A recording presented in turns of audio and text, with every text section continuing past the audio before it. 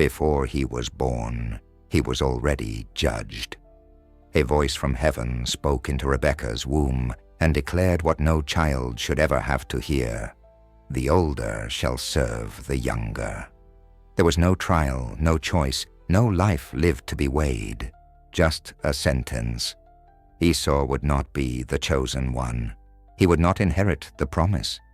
His story, it seemed, was already written in ink that would never dry, forever defined not by his deeds, but by divine declaration. And from that moment, he became not just a child, but a prophecy in flesh, destined to lose before he even breathed. When he entered the world, red as blood and covered in hair like an untamed beast, the midwives gasped. They named him Esau, but it wasn't a name. It was a label, a creature of instinct, of earth, a symbol of rawness. Seconds later, his brother emerged, silent and calculated, clutching his heel like a man already reaching for thrones. They called him Jacob, the supplanter, as if he were destined to rise on the back of another man's fall. From that moment on, they were cast into roles neither of them chose, one to reign through strategy, the other to be devoured by his own desires. But was Esau ever truly wild? Or was he just never taught how to live in a world designed to reward patience over passion? Esau grew under the sun, his skin kissed by wind and wilderness. He hunted, he ran, he conquered the land. And for a while he was enough. Isaac admired him, not for what he would become, but for what he already was, a man in full, a son who smelled like open fields and roasted meat. But admiration isn't the same as protection. Esau was never shielded from the quiet betrayal of favoritism that lived in the tent.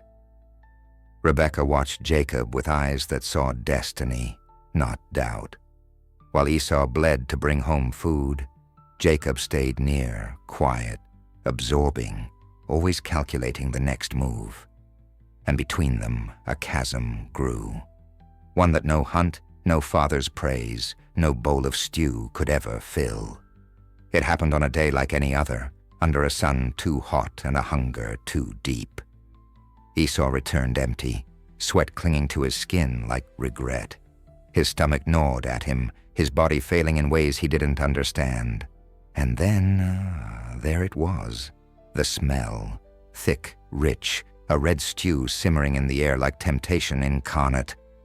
Jacob stood by it, not eating, just waiting, as if he had been expecting this moment, as if he had planned it.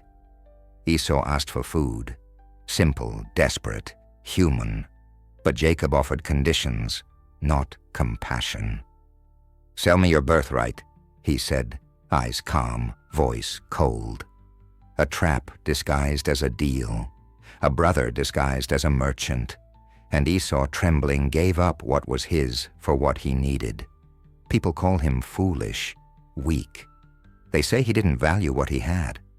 But what if he never knew what it meant? What if no one ever told him that the birthright wasn't just a title, but a tether to God's promise? What if Esau, the man of action, was never taught the language of inheritance? He saw stew, he felt death, and he made a choice, not because he was reckless, but because the world had trained him to survive, not to dream. In that moment, Esau wasn't selling his soul. He was clinging to life in the only way he knew how. But history doesn't care about hunger.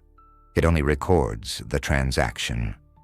Jacob gave him the stew, bread too. Esau ate, drank, and stood, full in stomach, empty in destiny. He didn't know that the meal was a funeral, not for his body, but for his future. He walked away, unaware that the storybooks would immortalize his appetite and erase his agony.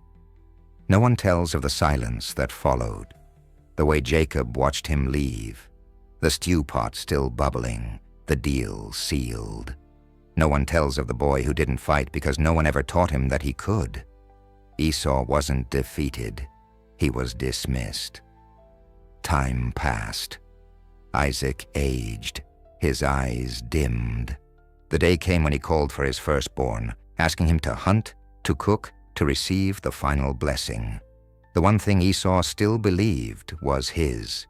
With pride, he set out to fulfill the request. But behind him, the second son moved in shadows. Rebekah plotted. Jacob obeyed.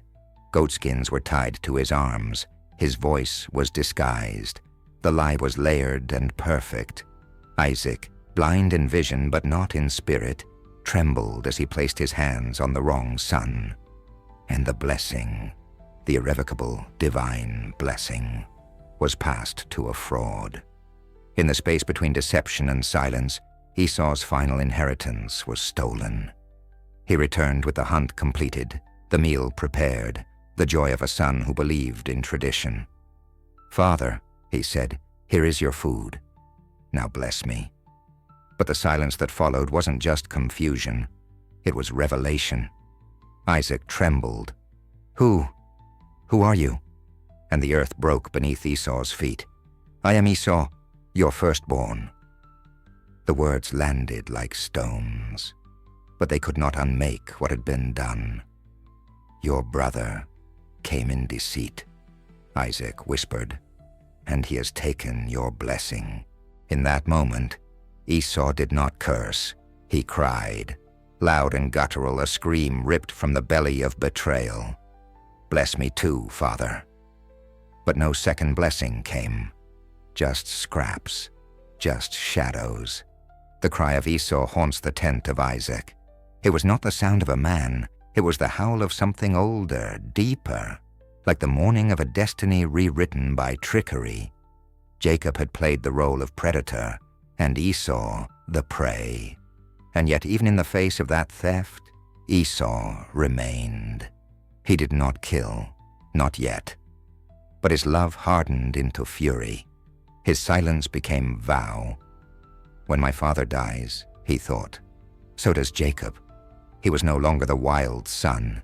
He was the wounded one, a man forced to walk through the ashes of a future burned in someone else's fire. But fate wasn't finished with him yet. He didn't chase Jacob that night, not because he forgave him, but because rage, when caged, sharpens. Esau had lost everything his people valued: the birthright, the blessing, the title of heir. And yet, what burned deeper was not what was taken. It was that it had all been orchestrated before he had a chance to live. Esau was never meant to win. He was cast for a role he didn't audition for, born to serve a prophecy he never believed in. But he wasn't broken. Not yet. In the silence after betrayal, something ancient awakened in him. Not vengeance, not rebellion. Purpose. The days grew longer. Jacob fled north into exile, carrying stolen blessings and a head full of dreams. But Esau stayed, breathing the dust of Canaan, walking the same land that had once promised him everything. He was still his father's son, still a hunter, still a man forged in sun and thorn. But his soul had changed. He made choices, not to please, not to earn favor, but to survive. And in one of those choices he took wives from among the Hittites, not out of love, but perhaps out of defiance. A quiet declaration. If the covenant had rejected him, he would reject it back. It hurt his parents, especially Rebekah. She saw in those foreign women the erosion of what she fought so hard to protect. But did she ever stop to ask why Esau did it? Maybe he didn't care anymore. Or maybe he cared so much that the pain became silence. Isaac, nearly blind and fading, said little. But the divide grew. The house that once held promise now simmered with shame and misunderstanding. And still, Esau endured. Every hunt, every scar, every sunrise, he became something they couldn't define. A man outside of destiny's design. Then came the rumor. After decades, Jacob was returning, not alone but wealthy, with wives, children, servants. everything. He left with nothing but a lie and returned with the world. For Esau, it wasn't just insult. It was salt in wounds that never healed. But something shifted. Maybe it was time. Maybe it was the quiet nights, haunted by the echo of his own weeping voice. He didn't draw his sword. He didn't rally men to war. He chose to meet Jacob, but not as a brother and not as prey. He came as a sovereign of his own making. When the day arrived, Jacob bowed 7 times, expecting wrath, expecting judgment. But Esau ran to him, not like an enemy, like something else. He embraced him. He wept. And in that embrace, centuries of pain loosened, not erased, but acknowledged. Forgiveness wasn't a gift. It was a revolt, an indictment. You may have taken the blessing, but you never took my soul. In that moment, Esau was more than a wronged brother.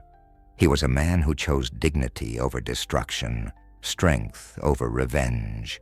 A man who had learned to carry grief without letting it rot him from the inside out. But make no mistake, he did not forget. He did not follow Jacob. He did not return to the tent of Isaac.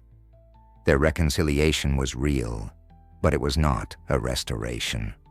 They had become 2 nations in spirit long before their children bore that reality. Esau went south to the rugged mountains of Seir. There he built something of his own, not from inheritance but from resolve. A new bloodline, a people not defined by covenant but by fire. They called themselves Edom, red, wild, and proud. And in the bones of that nation lived the soul of a man who refused to vanish. The world remembers Jacob's line, the tribes, the kings, the promises. But Edom did not fade quietly. They grew strong, carved trade roads through rock, raised cities in the cliffs, and watched Israel from afar, sometimes in peace, often in tension, but always as equals in strength, if not in scripture. Esau's descendants bore his resilience. They did not inherit blessings from trembling hands. They earned their place in history with grit. And though the writers of holy texts favored the sons of Jacob, the earth itself remembers Edom, its red soil, its rugged peaks, its people who refused to be erased. For centuries, Esau was remembered as the one who sold his future for food, a fool, a brute. But that version was always too simple. It ignored the complexity of grief, the loneliness of rejection, the fire it takes to keep living when everything tells you you're not enough. Esau's story was never about failure. It was about being forced into a narrative that didn't fit and choosing to write his own. His life was not a warning. It was a witness to the strength of those the world casts aside. He was never the villain. He was the variable. When he embraced Jacob on that dusty plain, it wasn't submission. It was closure. Esau didn't need a stolen blessing. He had built a nation with his bare hands. The man they said was rejected by heaven had become a legend on earth, not through prophecy, through persistence, and in doing so he proved something sacred. That identity isn't given, it's claimed. That legacy isn't born, it's built. And that sometimes the most powerful stories aren't written by those who are chosen, but by those who keep going, even when they're not. So the next time they speak of Esau, remember this: he wasn't just the brother who lost. He was the man who refused to be broken, the father of a people, the heart of a history rarely told, and perhaps the one who best understood what it means to live without favor, but never without fire.